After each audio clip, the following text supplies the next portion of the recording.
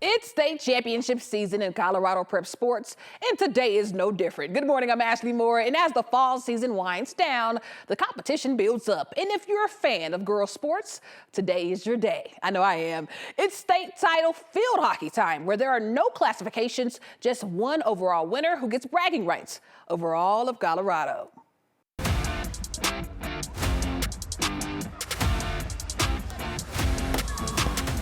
The battle for this beauty is on.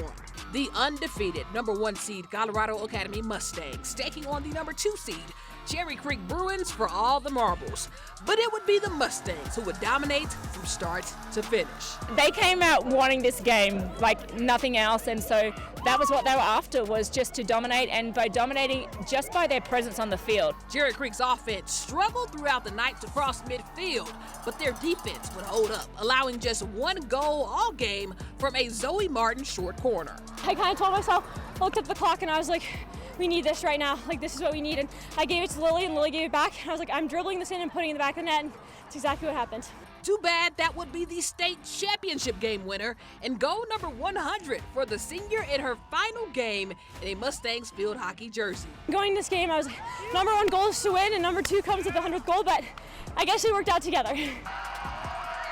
It's been 34 consecutive wins, capped off by back-to-back state championship titles. Building up my freshman and sophomore year and then winning junior and senior has been amazing. Like, this team is all I can imagine, and it's been an amazing season, and going undefeated was incredible.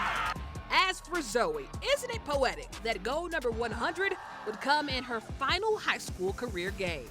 We laughed on the coaches at the beginning. We were saying, you know, I do love Hollywood endings and I love fairy tales, and that was what I would wish for her, and the fact that it happened, but she worked for it and she created it as well. So I'm not surprised that it happened, because when someone wants it as much as Zoe wants it, it only has success. Well, major congrats to Colorado Academy, but let's flip the switch a bit. This week, we saw the state's best in not one, but two sports as we head to the state gymnastics meet, where the top talent reach new heights. It's the Parade of Champions. Well, soon to be, that is, as the final day of the Shasta State Championship gymnastics meet got underway. But this year was different. History was made as not one, but two gymnasts became the first unified athletes to compete in Shasta State. Palmer Ridge's Taylor Connor would medal in the individual vault. And then Niwat's Sophia Karanen would medal not just on the uneven bars, but she showed us her spunk in a floor routine that had the crowd on their feet. And her coach, Marissa Purcell, was there every step of the way. This is her senior year, and we were given an opportunity to see if we could make this happen. And so we, my athletic director, Joe Brown, myself, her mom were able to get together and come up with a plan so she could actually be practicing with us during season and having the opportunity to compete at our home meets, and then ultimately being able to be here at state for the first time. It's an awesome experience, and we're so excited for her to be able to have it. And in Class 4A, the all-around individual title would go to Tessa Grudel for the second consecutive year, winning 5 total medals, including gold in the uneven bars, because watch this dismount.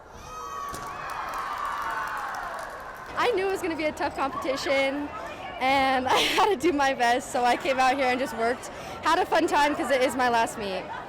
And up in 5A, you also know this face. Reigning all-around champion Lauren Burt of Lakewood won the all-around title for the second straight year, taking home 5 medals, including gold in the uneven bars. It's been crazy. Just to come out here and do it once was insane, but to do it twice was just as special. But what's even more impressive was her final high school performance, a perfect 10 floor routine that left her visibly emotional. I was just so happy to have that as my last routine, but also sad to leave this team behind. I've really loved competing with my school, and so sad to leave it behind. That's a wrap on the 2023 State Gymnastics Championship. Well, there was also some fun to be had at Arvada West Monday as their flag football team had the celebration fit for Queens. Now, if you remember, A West obliterated Cherry Creek in the state title game for their first ever state championship.